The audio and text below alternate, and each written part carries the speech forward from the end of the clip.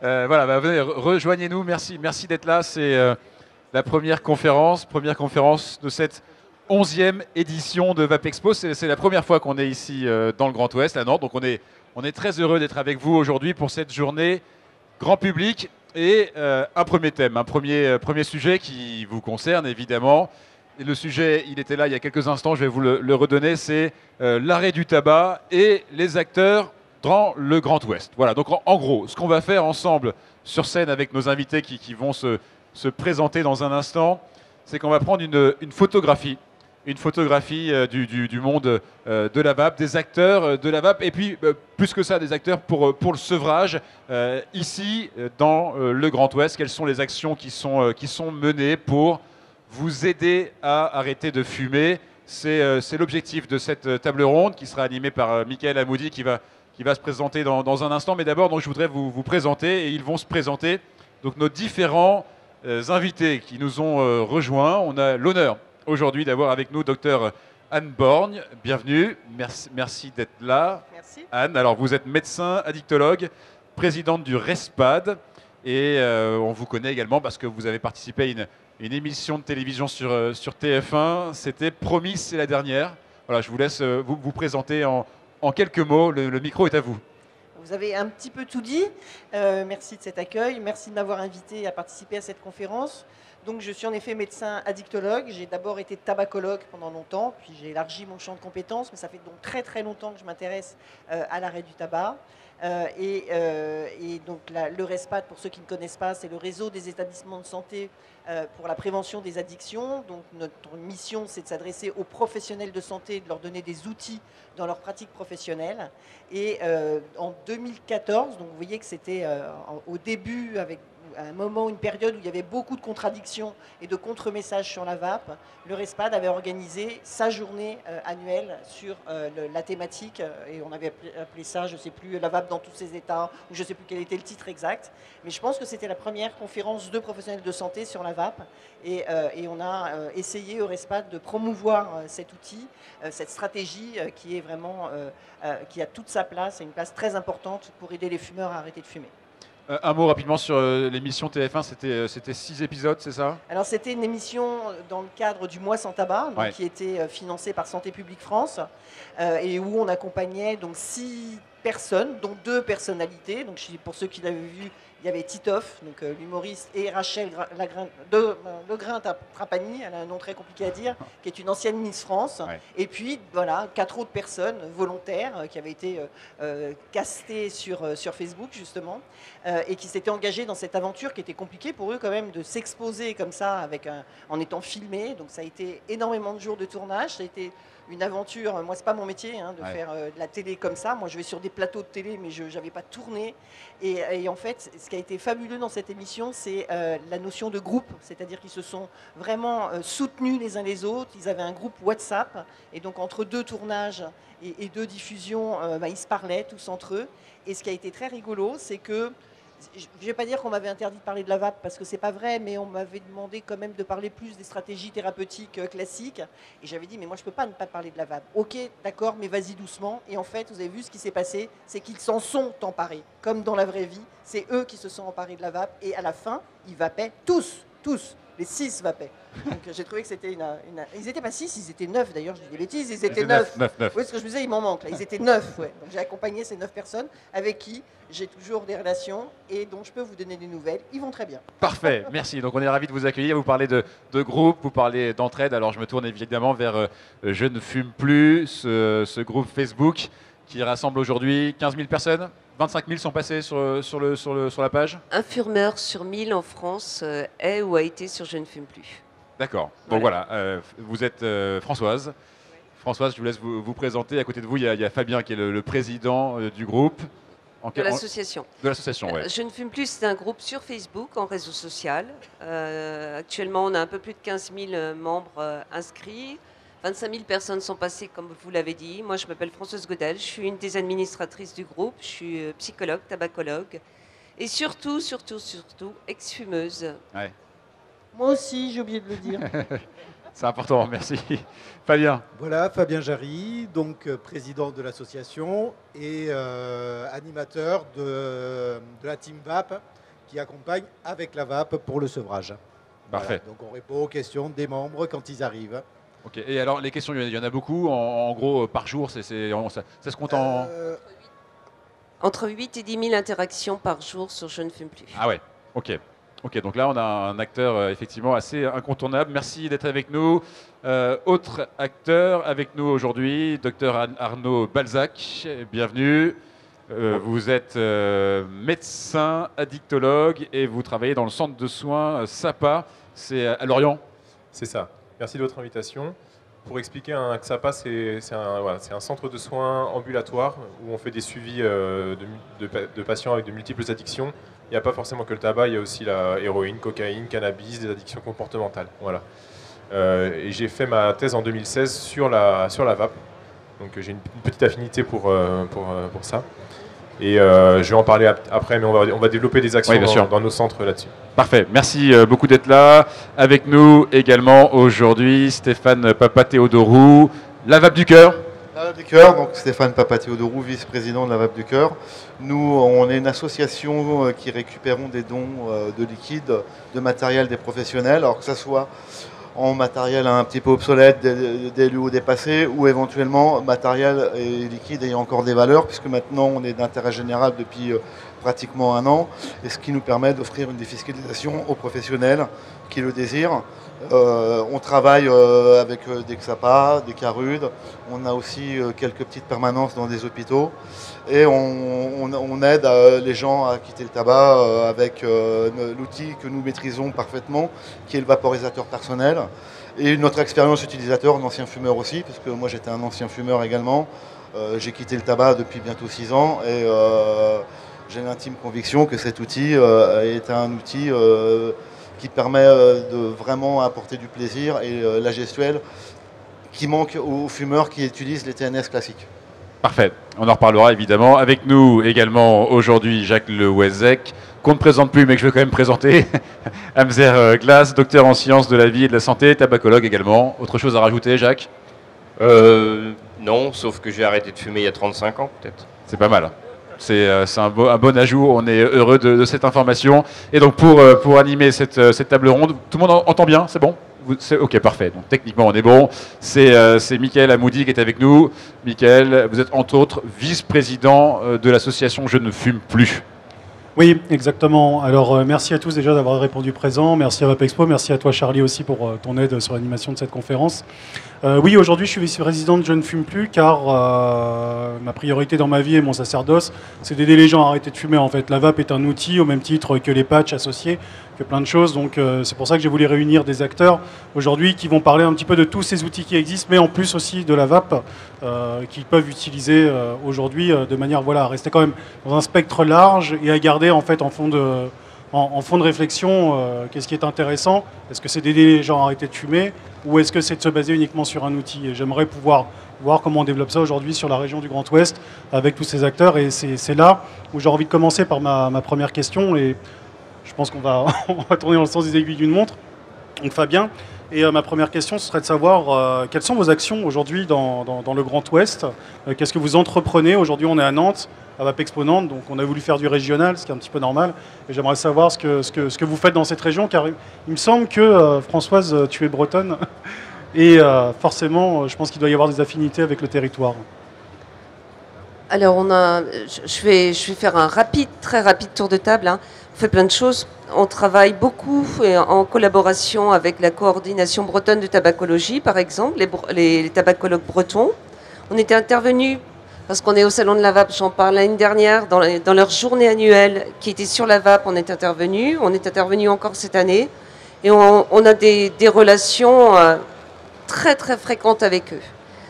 On a formé, dans le cadre du mois sans tabac, les acteurs du soin, de la prévention, en lien avec donc les coordinatrices mois sans tabac, aussi bien pour les acteurs de Bretagne que de Pays de la Loire. Donc l'AMPA Bretagne, l'AMPA Pays de la Loire. On a fait donc des journées de formation sur comment accompagner vers le sevrage tabagique en utilisant les réseaux sociaux. parce que c'est quelque chose que les gens ne connaissent pas tellement, notamment les professionnels de santé et de soins. Et enfin, on a répondu à un appel à projet de l'Agence régionale de santé Bretagne autour de toujours ces grandes questions-là.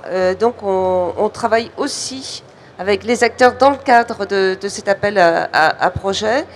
Là, c'est pour mieux informer et former les acteurs bretons, toujours sur cette question de l'accompagnement des fumeurs vers le sevrage en utilisant les réseaux sociaux, de façon à mettre un maillon dans le cadre de la santé publique. Les gens, ils vont pas chez les tabacologues, ou très peu. Ils ont peur, parce que c'est des blouses blanches. Ils vont me trouver un cancer, ils vont m'engueuler parce que je fume 30 clopes par jour. Et puis ils vont me donner des produits, je ne sais pas ce que c'est, etc. Donc nous, sur le groupe Je ne fume plus, on aide aussi les gens à apprendre un certain nombre de choses et pour un certain nombre à rencontrer des acteurs de santé. Et de la même façon, des tabacologues, des addictologues ou des centres d'information vont nous adresser des personnes entre les rendez-vous, de façon à maintenir une certaine motivation. Donc on travaille sur de l'information aussi pour les fumeurs bretons. On intervient dans les différentes manifestations qui peuvent avoir lieu au niveau de la santé. On collecte des témoignages, on va inviter des tabacologues bretons pour des lives, on va mettre ça en ligne, mettre des témoignages en ligne, et on va mettre aussi au service, entre guillemets, des tabacologues, des réseaux de santé bretons, ou de soins, ou de prévention, un certain nombre de patients experts, parce que nous travaillons aujourd'hui avec une association qui s'appelle France Patients Experts Addiction, sur la certification de personnes qui ont fait un chemin dans le tabagisme, pour ce qui nous concerne. Donc, former les professionnels, les accompagner, échanger avec eux et faire en sorte que pour l'ensemble des fumeurs, il y ait un chemin plus facile pour arrêter de fumer. C'est tout simplement ça. On cherche vraiment à faciliter les choses. Merci Françoise. Et toi Fabien, j'aurais quand même une petite question parce que Fabien, à part être le playboy Dr Mamour de Je ne fume plus, quel est ton rôle en tant que président au sein de Je ne fume plus et en région Grand Ouest sur ces actions? Voilà. C'est essentiellement coordonné. C'est-à-dire que voilà, on a besoin structurellement de la forme associative et par définition, il faut des présidents, il faut des trésoriers, il faut de l'organisation. Et donc, je vais être là pour amener un côté permettre le fonctionnement de structurer l'association. Voilà. Et justement, ça me fait réagir parce qu'on va pouvoir passer la parole à Jacques. Et Jacques, toi, tu as développé des formations à Amzorglas sur le territoire pour la Bretagne notamment. À la base, Amzorglas, c'est quand même breton. Est-ce que tu y vois une sorte de complémentarité entre les parcours de patients experts, formation de tabacologie? Moi-même, je suis dans ce cursus en DU tabacologie et en patient expert, et en plus sur la partie vapotage. Est-ce que tu penses qu'aujourd'hui, on peut y voir une sorte de cohésion avec un parcours total qui permettrait d'avoir des compétences larges, autres que uniquement le vapotage, en comprenant un petit peu comment fonctionne la nicotine, ce qui est un peu ton cheval de bataille depuis le départ? Oui, tout à fait. En fait, mes formations s'adressent non seulement aux professionnels de santé, bien sûr, que j'ai formés, et entre autres, j'ai formé récemment les 4 XAPA du Morbihan pour leur projet dont Arnaud parlera tout à l'heure. Je fais aussi des conférences ponctuelles le soir, un peu partout en France, qui est toujours adressée aux professionnels de santé. Donc c'est un moyen aussi de diffuser les choses. Et puis, bien évidemment, mon but a été aussi de former les boutiques de vape. Et l'idée, quelque part, c'est qu'il y ait un relais entre les professionnels de santé et les boutiques de vape, que les uns et les autres s'appuient sur l'autre aussi. Et moi, j'encourage énormément les professionnels de santé à prendre contact avec les boutiques qui sont autour d'eux et s'en servir lorsqu'ils recommandent la vape, s'en servir de support, justement, et d'être sûr d'avoir affaire à un professionnel formé, qualifié. En fait, on peut dire aujourd'hui qu'on commence à se retrouver dans une situation de rapprochement de 2 corps de métier où il y a quelques années, ne se comprenaient absolument pas. Bon, c'est quand même une réalité, vraiment. Et aujourd'hui, qui ont tendance à commencer à évoluer ensemble et à avancer dans la même direction, à savoir aider les gens à arrêter de fumer, finalement. Oui, je voudrais seulement rajouter quelque chose là-dessus. il faut que ça reste un travail collaboratif. Mais il ne faut surtout pas que la vape devienne un médicament. Hein, on s'est battu contre ça, etc. C'est en ça que j'aime pas le terme de patient expert. Un fumeur, pour moi, n'est pas un patient. C'est donc un usager expert, je veux bien. Parce que, voilà, pour moi, le tabagisme n'est pas une maladie, c'est un comportement. Ça peut provoquer des maladies, mais ce n'est pas une maladie en soi. Et les gens ne sont pas malades et ne se considèrent pas malades. Et c'est aussi pour ça qu'ils ne vont pas vers les professionnels de santé. Hein, c'est le grand frein.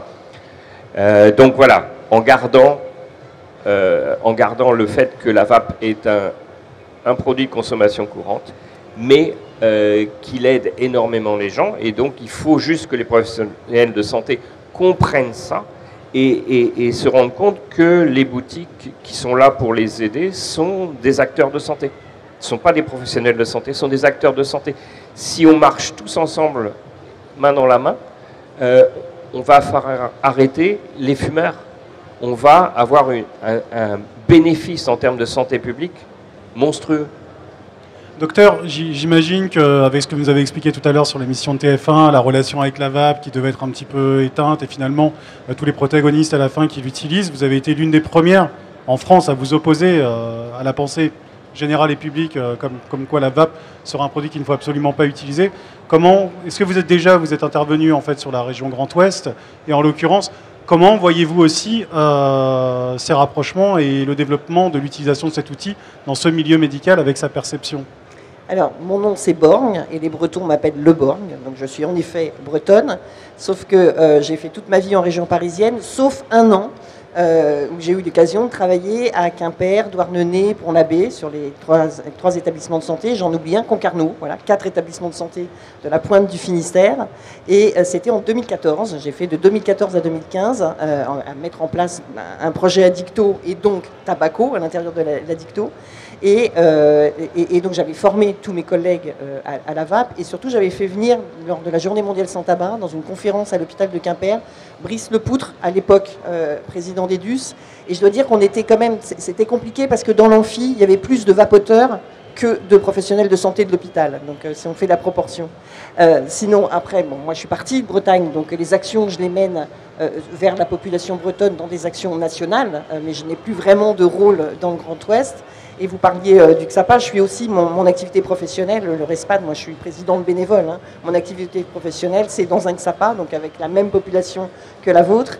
Et nous avons donc une collaboration avec la Vape du Cœur, puisqu'on anime un groupe tous les premiers lundis du mois. C'est Stéphane, l'animateur de notre groupe. On est 2 professionnels, un éducateur spécialisé, donc qui n'est pas ni médecin ni infirmière, et moi, avec Stéphane, on anime ce groupe qui remporte un énorme succès sur des populations qui sont venues dans un XAPA pour complètement d'autres consommations que le tabac et qu'on a mis dans ce groupe, à qui Stéphane explique ce que c'est la vape, donne du matériel parce que c'est des populations précaires et on a un taux de succès énorme chez des gens qui étaient venus consulter pour une addiction autre que le tabac et qu'on a réussi à emmener et qui nous ont suivis dans ce chemin avec la vape et qui sont aujourd'hui non-fumeurs ou vapeux-fumeurs mais sur le chemin d'arrêter. N'est-ce pas Stéphane ? Et moi j'ai appris énormément de choses. Parce que moi, j'y connaissais. Enfin, là, on ne nous enseigne pas la vape, les professionnels de santé. Et donc, j'ai appris énormément de choses avec ces groupes qu'on fait depuis le mois sans tabac 2016. Donc, ça va faire, là, au prochain mois sans tabac, ça fera 3 ans qu'on anime ces groupes de façon mensuelle. Oui, la chose finalement sur laquelle appuyait Jacques tout à l'heure, ça démontre bien que le travail collaboratif et l'écoute de chaque secteur arrive finalement à un consensus à un moment ou à un autre, quoi, quand on sait s'écouter intelligemment. Et du coup, merci docteur. Et du coup, Stéphane, il me semble avoir vu passer un développement de l'utilisation de la vape pour aider le milieu carcéral, en Normandie notamment, là on est sur une région Grand Ouest. La vraie question que j'aurais envie de te poser, c'est avec tout le relais que vous avez eu, France 3, etc., ce qui est quand même pas mauvais en termes d'image et en termes de visibilité, est-ce que vous avez l'intention de réitérer ça quelque part sur la région Grand Ouest ? Pour l'instant, nous on se trouve un peu dans la problématique où on est un peu victime de notre succès. Et ça commence à être très problématique pour nous au niveau humain parce qu'on n'a pas les effectifs nécessaires pour pouvoir être partout en même temps. C'est ce qu'on tend à vouloir changer cette année. Ça va être une année un peu charnière pour la Vape du Cœur parce qu'on a atteint les limites du bénévolat. Ça fait 2 ans qu'on essaye de fédérer et qu'au final on est une petite escouade alors qu'il faudra être une légion. Et ce qu'on tend à vouloir faire cette année, et ça va être notre cheval de bataille, c'est trouver des subventions, comme on est d'intérêt général, professionnaliser l'association, un peu sur le modèle du Resto du Cœur. Le modèle du Resto du Cœur, c'est une entreprise avec des salariés et des bénévoles en plus qui vont venir prêter main forte. Mais aujourd'hui, beaucoup de centres sont un peu bottés en touche parce qu'on n'a pas les moyens humains et encore moins les moyens financiers d'intervenir en province parce que ça a un coût et que notre association est une petite association. Est-ce que vous avez été qualifié d'intérêt public ou pas encore? L'intérêt public, c'est encore une autre étape qu'on n'est pas prêt de franchir pour l'instant parce qu'on n'a pas assez d'adhérents à notre association, on n'a pas de trésorerie, il faut avoir un minimum de trésorerie pendant un certain laps de temps pour pouvoir prétendre à ça. C'est notre objectif. Maintenant, je dirais, on va aller pas à pas. Moi, je me rends compte, notamment avec la collaboration avec Anne Borgne, que le succès du groupe est tel que bien souvent, je suis tout seul pour animer ce groupe et que même en étant professionnel de la vape, en maîtrisant bien, j'arrive à saturation. C'est-à-dire que quand on doit gérer une dizaine de personnes tout seul, ça commence à être un peu tendu, même si j'ai la conviction, même si je fais de mon mieux. Quelquefois, c'est un peu tendu, enfin, pas que sur le Xapas et Galen, on a une permanence bimensuelle en Ambroise-Paré. Bah, c'est pareil, mercredi dernier, je suis arrivé, j'étais pris d'assaut et j'étais tout seul. Bah, on fait face, mais moi, j'aime pas ce genre de configuration parce que ça va m'obliger à être plus speed dans mon interaction et j'estime que ça se fait au détriment de la qualité parce qu'il faut prendre le temps. Pour expliquer aux fumeurs, il y a des gens qui ont besoin d'être assurés. Il faut prendre le temps de développer. Après, quand on commence à switcher, bah, c'est un peu plus tendu et on va peut-être être un peu moins pertinent ou louper une question. Et c'est dommage. Mais après, on est obligé de faire au mieux. Et ça, c'est vraiment une très grosse problématique pour nous. Donc cette année, on est à fond là-dessus, quoi. Merci Stéphane. Et donc vous intervenez en XAPA. Vous avez fait la formation à Mzorglas, d'après ce que je viens de comprendre. Et alors la première question, vu que vous êtes sur la région Grand Ouest, qu'est-ce que ça vous apporte? Et la deuxième question que j'aurais envie de vous poser, c'est comment utilisez-vous ça et quel spectre couvrez-vous sur cette très large région pour pouvoir mener à bien votre mission? Donc nous, c'est dans nos 4 centres, notre 4 XAPA sont dans le Morbihan. Et avec nos équipes, depuis plusieurs années, on constatait le succès de la vape chez nos usagers de nos centres, qui sont des patients, comme disait Anne, qui sont là pour d'autres addictions, qui sont à 90% fumeurs, mais pour lesquels le tabac est souvent le dernier des problèmes, parce qu'ils doivent déjà gérer les conséquences des autres addictions pour lesquelles on les prend en charge. Donc nous, avec nos équipes, on constatait le phénomène de la vape et on se sentait un peu sur le banc de touche, à les observer, et on ne savait pas trop comment faire avec, et comment notamment pouvoir les conseiller et comprendre quelle utilité on pouvait avoir auprès d'eux. Et on a souhaité avoir une formation justement sur la vape et on a eu le soutien de l'ARS Bretagne qui a financé en partie la formation. Et donc c'est Jacques qui a formé certains membres de nos équipes en janvier et en février dernier. Ça s'intègre dans un projet puisqu'on va très prochainement délivrer des matériels de la vape pendant nos consultations à des patients qui sont précaires socialement, qui n'ont pas de difficultés, qui n'ont pas d'argent, de budget pour acheter du matériel en boutique. Et on a donc obtenu un financement de l'ARS pour pouvoir délivrer ces vapes et surtout faire une consultation entière de tabacologie classique, un suivi et un soutien de ces personnes avec leurs vapes. Donc on est très content de mettre ça en place. Les premiers retours qu'on a auprès des patients sont très très positifs, ils sont enthousiastes. On en voit plein qui nous ramènent leur ancien matériel, on remet ça en place avec eux, on leur explique des choses, ils nous apportent aussi beaucoup de connaissances, comme tu disais. Donc pour l'instant, c'est extrêmement positif. Et surtout, nos équipes, mes collègues infirmiers, mes collègues médecins sont très très enthousiastes aussi de pouvoir avoir ces nouvelles connaissances et ces nouveaux conseils.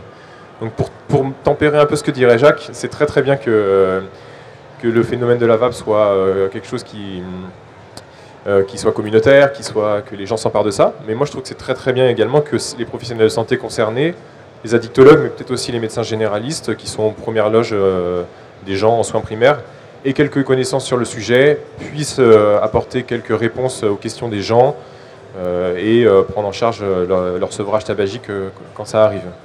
À ce propos, quand j'avais passé ma thèse en 2016, on avait demandé aux vapoteurs, on avait 300 vapoteurs qu'on suivait dans la région Bretagne, et on leur avait demandé qu'est-ce qu'ils attendaient de leur médecin généraliste à propos de la vape.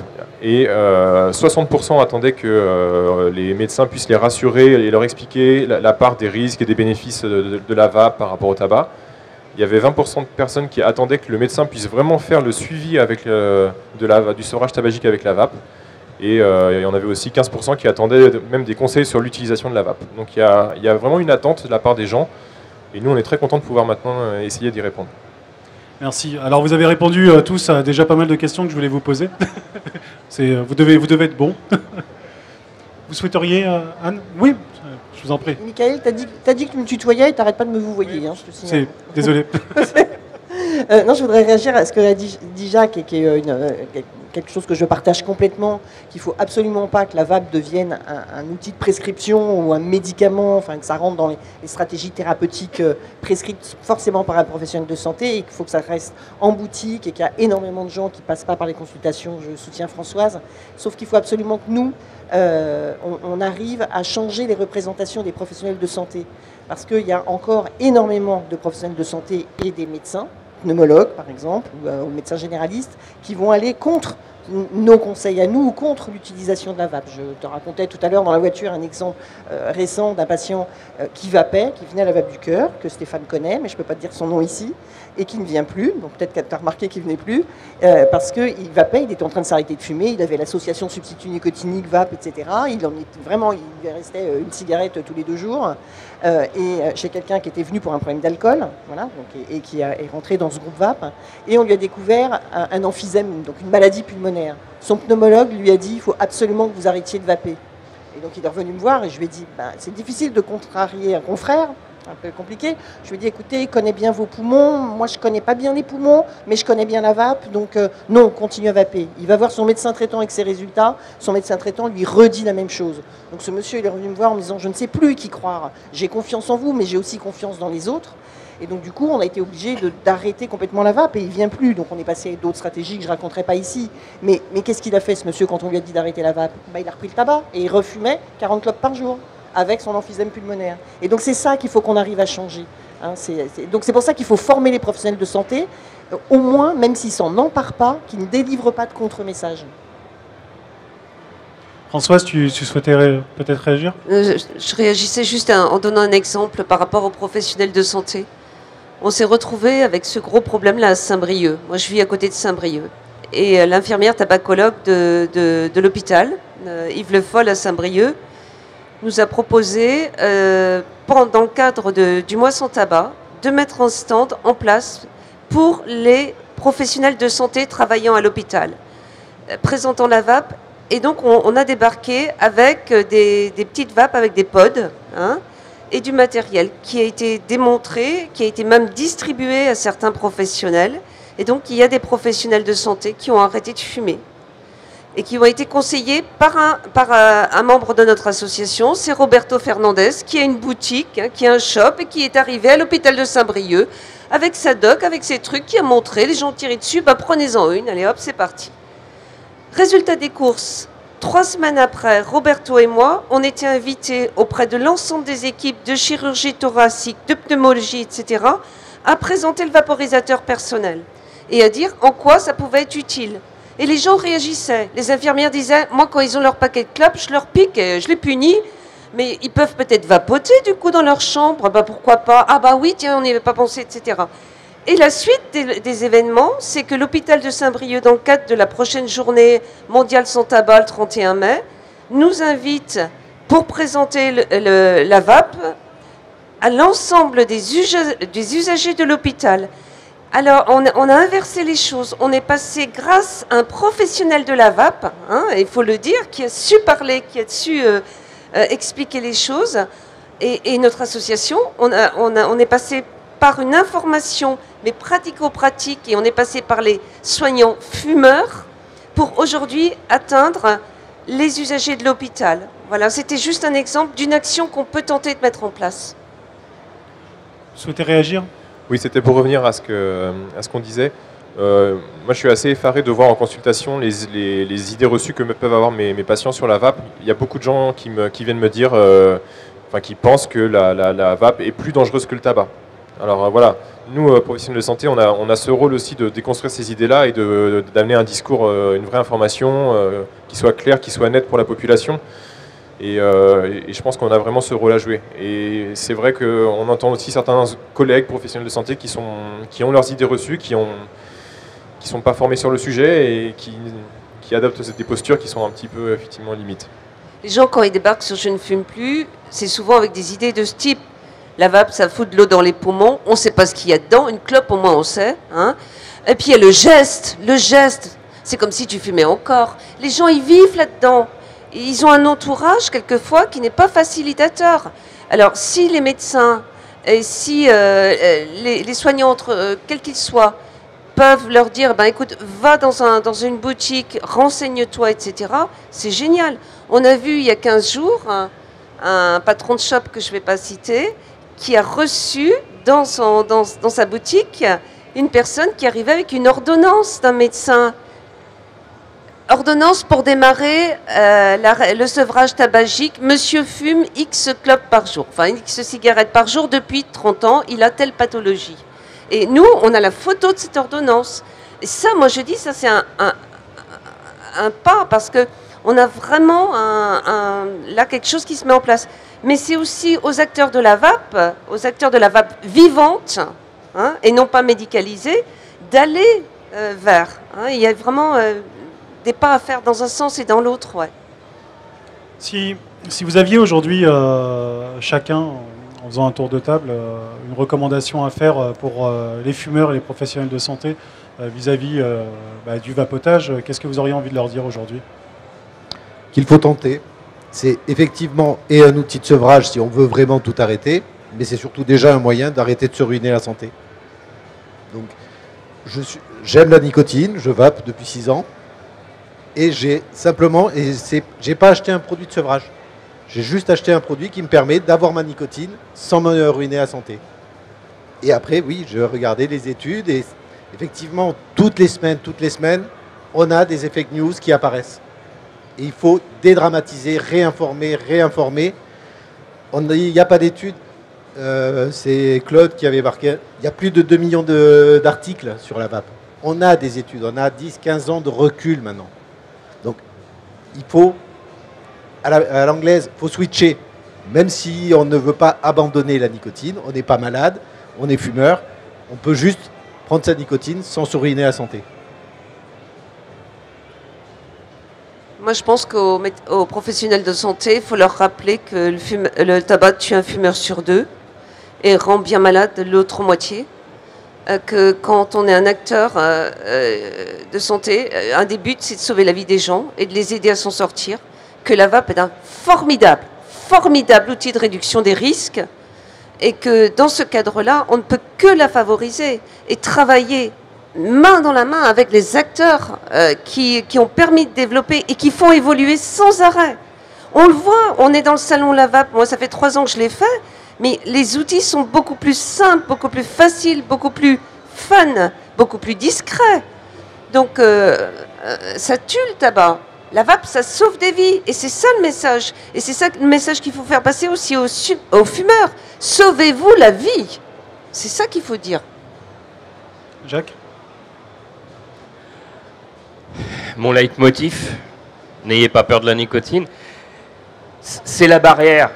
Et en particulier avec les professionnels de santé, mais pas que, avec les fumeurs. Les fumeurs, ça fait 30 ans qu'on leur bassine que c'est à cause de la nicotine, tout ça.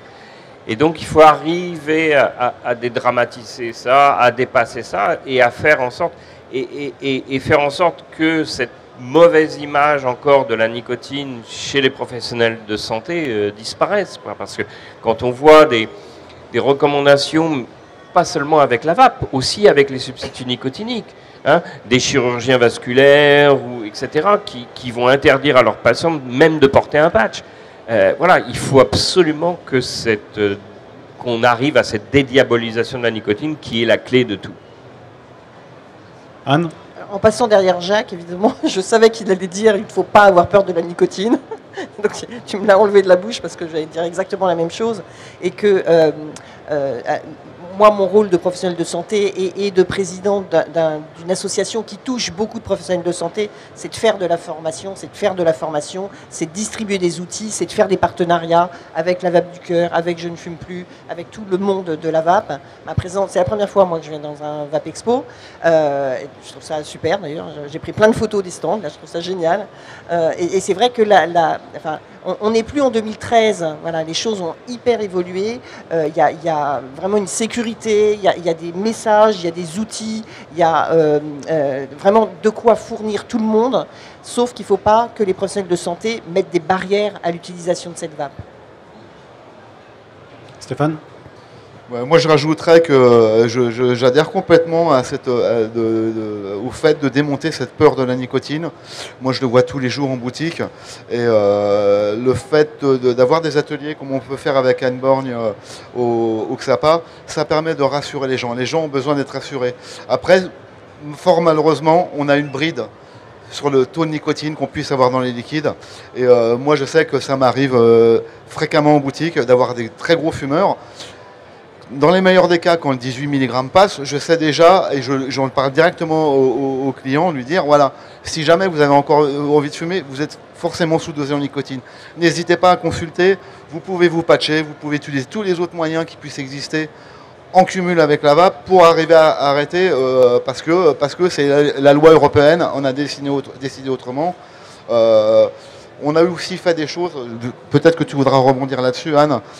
Par rapport aux hôpitaux, avec le RESPAD, avec l'EDUS, on avait contribué à un groupe de travail qui s'appelait HST, Hôpital Sans Tabac, et qui permet justement d'intégrer cet outil en préopératoire, en post-opératoire, et d'éviter que celui qui sort d'une intervention chirurgicale descende avec sa perf, s'envoyer une clope, et avec tous les risques que ça comporte. Parce que au niveau de la cicatrisation et tout, ça peut poser des problèmes. Ça a été l'occasion aussi pour nous, à la VAP du Cœur, de travailler justement avec des médecins, d'étayer notre compréhension de la nicotine, de pouvoir être plus pertinent pour rassurer les gens, tout comme nous, on a amené des questions techniques, un savoir sur la vape aux médecins. Nous, en contrepartie, on a aussi beaucoup appris de choses. Et ça me permet, moi, par exemple, en tant que professionnel, d'être plus pertinent là-dessus et beaucoup plus large. Un esprit plus large. Voilà. Donc, dans tous les cas, c'est le fait de se fédérer sur ce sujet, ça permet d'avancer. Oui, finalement, après je passerai la parole. Finalement, on était dans une période en fait où on avait que la vape seulement à 100% et les professionnels de la vape ne voulaient absolument pas s'intéresser en fait au côté patch, etc. parce qu'ils avaient peur de médicaliser jusqu'au jour en fait où on apporte la connaissance et qu'ils comprennent que les deux sont complémentaires. Et d'un autre côté, on n'a pas le droit de prescrire, etc. et de parler de sevrage, alors on ne va pas les utiliser. En plus, c'est compliqué.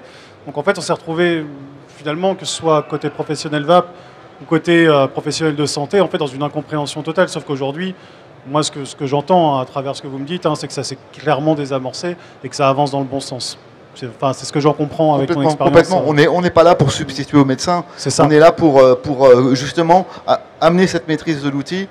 En plus, après, le fait qu'on travaille aussi avec des médecins, quand on est comme ça dans des ateliers, le fait même qu'il y ait la présence du médecin, ça rassure déjà d'entrer les gens. Et le dialogue est beaucoup plus constructif, beaucoup plus rassurant pour les gens. Jacques ? Oui, je voulais juste rajouter une chose, mais du coup j'ai oublié ce que je voulais dire. Tu peux peut-être... Je croyais que la nicotine était bon pour Alzheimer, mais... Tu as retrouvé ? Oui, pour rebondir sur ce que tu disais, notre rôle, ça peut être effectivement face à des fumeurs extrêmement dépendants d'optimiser l'alliance des patchs et de la vape. C'est ce qu'on fait dans certains cas. On se retrouve même parfois à utiliser deux patchs, plus des gommes, plus de la vape. Et s'il faut ça pour réussir à arrêter, ma foi, c'est très très bien. Et après, en addictologie, on a longtemps eu le dogme de l'abstinence, notamment pour l'alcool. Et c'est pareil, est-ce que pour le tabac, il faut absolument tout arrêter complètement, ne pas garder de dépendance comportementale à la vape, de la dépendance physique à la nicotine? En fait, il faut changer le paradigme et être sur la réduction des risques. Et là, on est complètement là-dedans. On est vraiment sur un outil massif de réduction des risques. Et voilà. En addictologie, on a l'habitude de ce concept-là, mais c'est malheureusement pas forcément le cas dans tous les autres domaines de la santé. Le duo patch-vape-patch, c'est quelque chose qui est en train d'exploser au niveau nous, ce qu'on voit hein, de nos membres.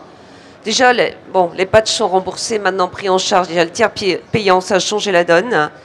Et les personnes qui utilisent les deux vont témoigner très vite que tiens, ça marche. Et donc, ça fait aussi un petit peu boule de neige, hein, de plus en plus.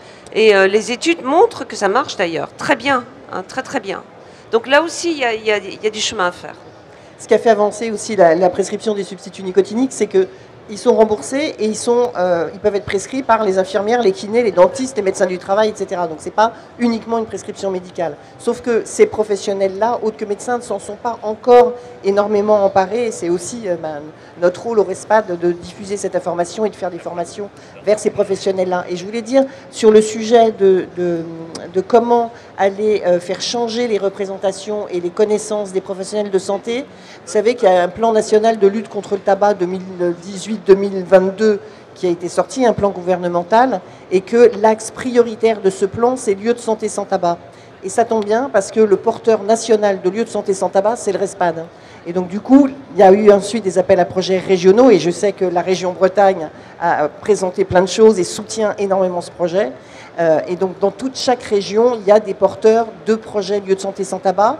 L'appui est fait et les outils sont fournis par le RESPAD. Et dans ces outils, il y a des livrets. Il y a un truc qui s'appelle Premier geste en tabacologie, qui est destiné à tous les professionnels de santé, dans lequel la vape figure. Alors, on a fallu qu'on se batte pour mettre la vape dans ces livrets, parce que c'est soutenu par le ministère de la Santé, par Santé publique France, etc. Mais donc la vape figure, et on espère bien la toucher énormément de professionnels de santé. Et lieux de santé sans tabac, c'est pas que hôpital sans tabac, c'est tous les lieux de santé sans tabac.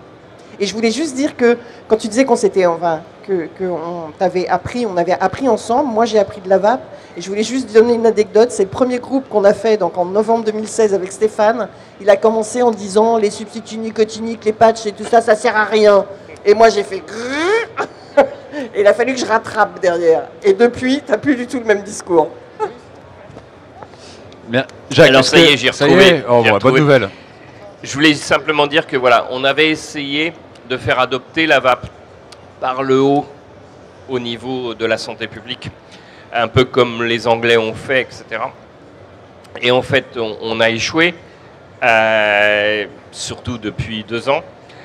Mais je suis sûr d'une chose maintenant, c'est que justement parce que les professionnels de santé de terrain s'en emparent, c'est eux qui vont faire monter les choses.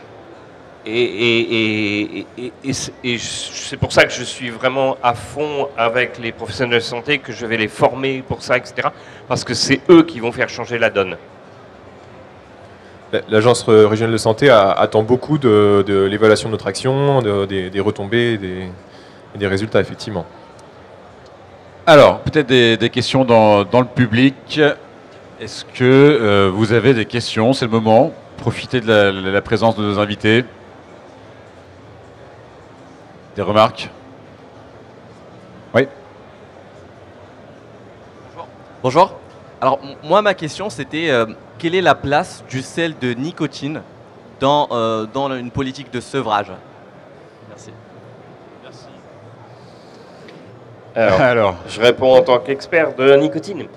Alors, pour moi, les sels de nicotine, c'est un outil extraordinaire, mais ce n'est qu'un outil de plus que la nicotine classique. C'est un outil extraordinaire, en particulier justement pour les très gros fumeurs, les polyconsommateurs, ceux qui ont déjà en particulier de l'emphysème, des maladies pulmonaires, et pour qui utiliser du 18 mg en nicotine classique est quasiment impossible. C'est des gens, au mieux on va arriver à les mettre en 12 mg, mais pas plus. Et donc pour moi, les sels de nicotine représentent là un outil de transition. Je dis bien de transition parce que pour moi, ce n'est pas définitif. Il y a un moment donné dans la vie du sevrage du fumeur où il a besoin de ressentir ce hit, ce gratouillis en gorge qu'il avait et qui est un renforcement secondaire du tabagisme. Et tout le monde ne peut pas utiliser des sels de nicotine comme ça à longueur de temps sans avoir ce retour-là. Donc pour moi, c'est avant tout un outil de transition qui permet ensuite, lorsque les voies respiratoires se sont calmées, se sont apaisées, de repasser sur un liquide classique où là, il y aura le renforcement secondaire de cette sensation. La sensation en gorge est très importante. D'autres compléments de réponse? Non? Les uns les autres? Merci. Merci pour cette question. D'autres questions? Pas d'autres questions?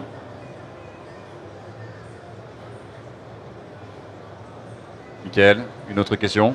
Oui, j'ajoute quelque chose. Je suis venu ici avec une collègue interne de médecine générale qui fait sa thèse sur la vape. Elle est ici, c'est Aude. Et on va interroger des vapoteurs pendant la Vape Expo sur le sevrage tabagique qu'ils ont réalisé grâce à la vape. Et on va poser des questions avec Aude et ça va lui servir pour son travail. Donc soyez gentils avec elle et avec moi. Très bien, merci de réserver un accueil chaleureux à Aude. Des questions? D'autres questions? Michael? Bon, alors on va peut-être conclure par un tour de table, peut-être en un SMS, si vous deviez juste envoyer un SMS au public qui est là aujourd'hui. Alors il y a évidemment des professionnels, mais il y a aussi ce grand public. Comment est-ce que vous résumeriez votre message? Alors on imagine peut-être votre SMS, Jacques, mais vraiment trois mots à l'attention de ce public aujourd'hui pour conclure. Peut-être on commence avec vous, Anne. Ou quelqu'un d'autre, hein, si vous avez déjà votre SMS, envoyez-le. En SMS écrit bien écrit ou écrit jeune? C'est très court, écrit comme vous voulez. Je dirais osez, allez-y, tentez. Osez, allez-y, tentez. Ça rentre, ça c'est un SMS. Je valide. Jacques? Moi je dirais, je conseillerais aux professionnels de la santé d'aller dans les boutiques de vape. Merci. Moi je dirais, on continue, tiens. Voilà. Ne pas avoir peur de la nicotine. C'est l'outil. Il n'y a pas une seule façon d'arrêter le tabac, mais la vape en est une très bonne. Parfait. Stéphane? Moi je dirais le plaisir avant tout. Et quitter le tabac, c'est par le plaisir. La vape amène le plaisir. Le patch, il va amener la nicotine. Et puis de toute façon, le métabolisme de la personne s'adapte après, quand il a quitté le tabac. Il est long et pour après, il reste que le plaisir. C'est un grand SMS. Hein. Là même, merci, j'ai rien dit, mais c'est plus un mail.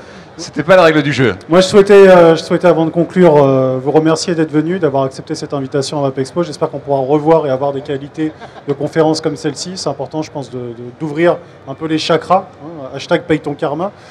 Je pense qu'on peut en parler comme ça. Et je voudrais remercier aussi le public. Merci à vous d'être venus nombreux pour pouvoir écouter tous ces gens qui aujourd'hui nous racontent des choses très intéressantes. Voilà, donc merci. Merci, évidemment. Donc, vous restez dans les parages hein, si vous souhaitez échanger plus confidentiellement. Nos amis sont encore là aujourd'hui. On est là toute la journée. À 14h, il va y avoir une session ici sur scène animée par Vaporesso. Et puis, on se retrouve à 15h pour une autre conférence avec toi, Michael, toujours. Le vapotage dans le Grand Ouest, les chiffres. Voilà, ça sera à 15h ici avec vous. En attendant, donc, vous avez 110 exposants qui sont là. Profitez de cette journée et à très vite. Salut!